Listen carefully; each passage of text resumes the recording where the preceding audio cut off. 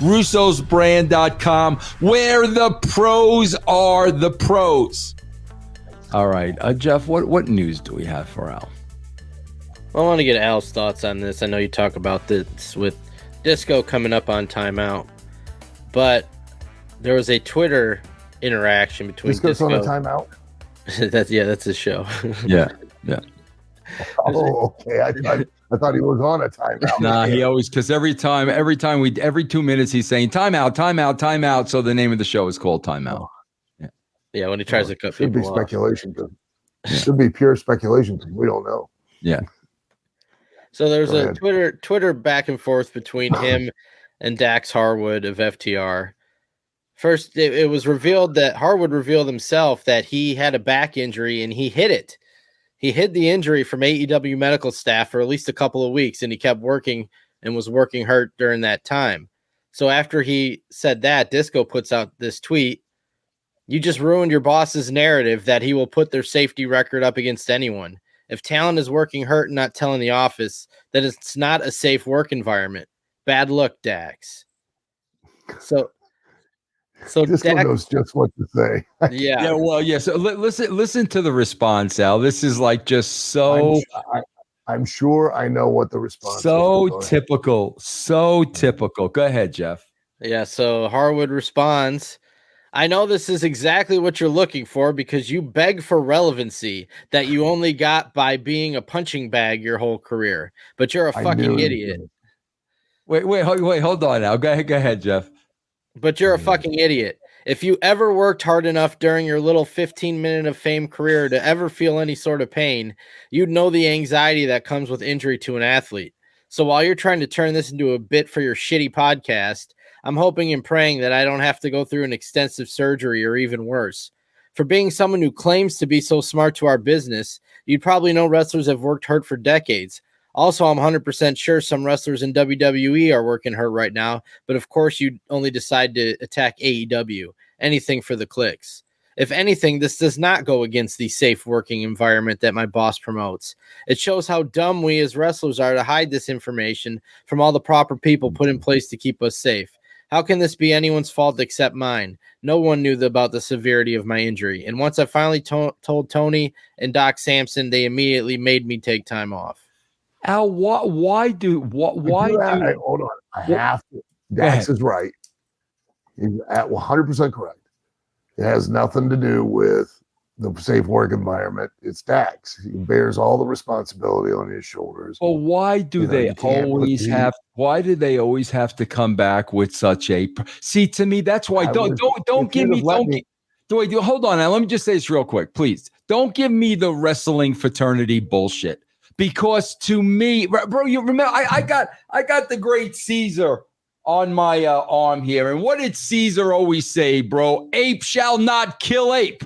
That's what Caesar always said, bro. That was the code and the honor among the apes. I don't want to hear fraternity bullshit, bro, when you got this generation just insulting and burying the older freaking generation. Disco said nothing personal in that tweet out to that. Why do all of these guys got to come back with the personal attacks, bro?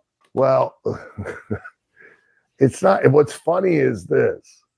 Whatever Disco did in the business, as far as in regards to, and whatever anyone else does in the business, is not objective. It's not like you're when you're playing a real sport, you have a certain win-loss record, and people throw dirt on Disco because, you know, when he was in WCW, he was basically used as, you know, enhancement to a certain degree. He wasn't a job guy because he was actually in the territory. He wasn't brought in, you know, just for TVs. He had opportunities to also get paydays, you know, on live events and et cetera when they were touring, you know, and he was also, from what I understand, he was involved a little bit backstage in the writing and things like that. And it's always, I find it funny because, and it's always kind of existed a little bit in the business where you have that class, I guess, I don't know, distinction of, oh, he's, you know, just the opening match and you know, I'm the main event. But it's funny because they all seem to forget the reason they shake each other's hands is because they all need each other.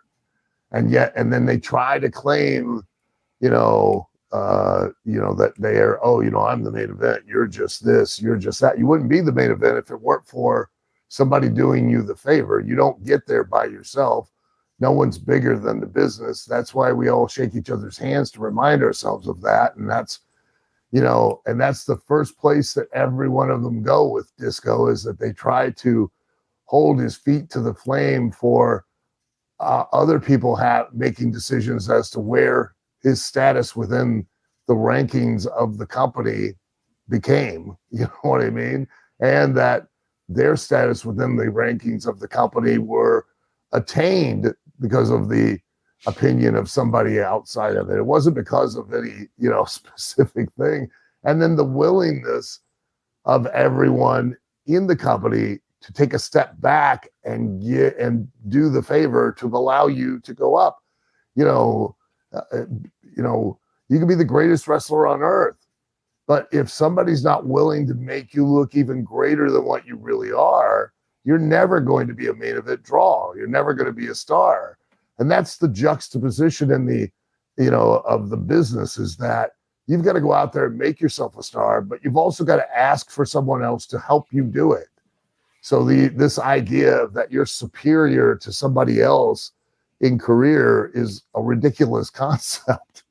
Yeah, and not only that, Al, not real business. From a writing perspective, is this guy that clueless? From a writing perspective, when you have a talent whose character is over, you can beat that talent because it ain't gonna hurt him. The Disco Inferno was over, bro. He had the entrance, the comedy act, the whole 9 yards. You could beat him to death, and you were never gonna hurt that character. Here's the thing. I agree with Dax. He knew, and we all know why Disco threw the tweet out there, was to get that reaction, and Dax gave it to him. Right, but Dax went against what's Pat Kenny's number one rule in the wrestling business, Vince? What?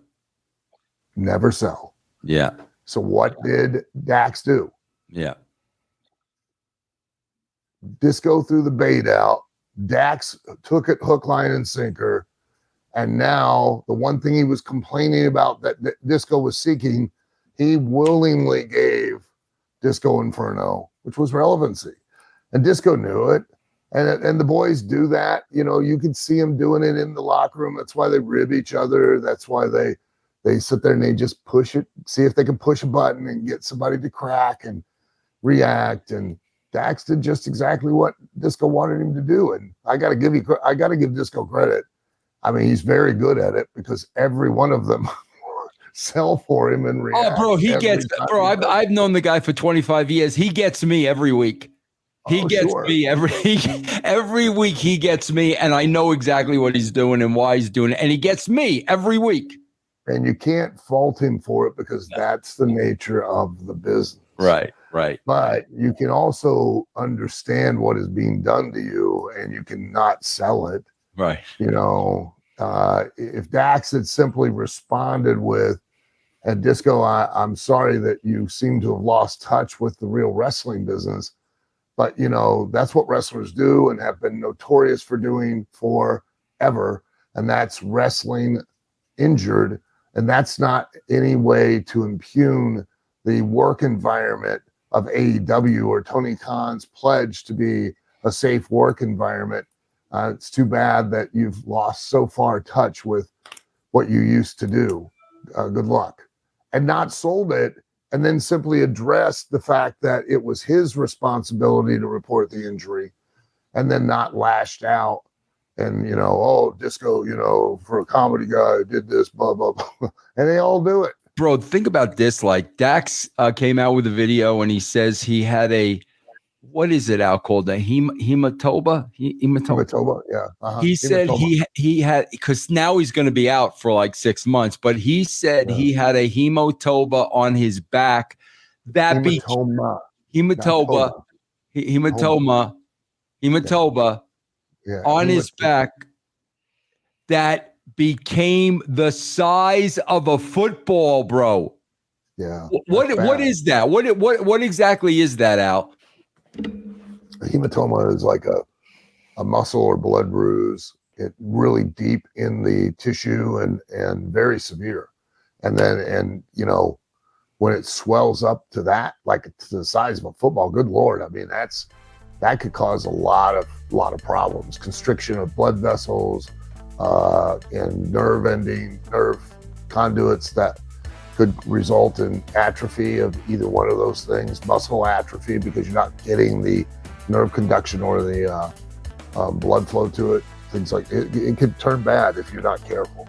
Yo, bro, I hope you enjoyed the video, and if you did, there's plenty more where that came from. As a matter of fact, right now, if you've never been a Patreon subscriber, you can go to patreon.com/RussoTWC and grab a free week of Russo's brand. That's right, it's free. Patreon.com/RussoTWC.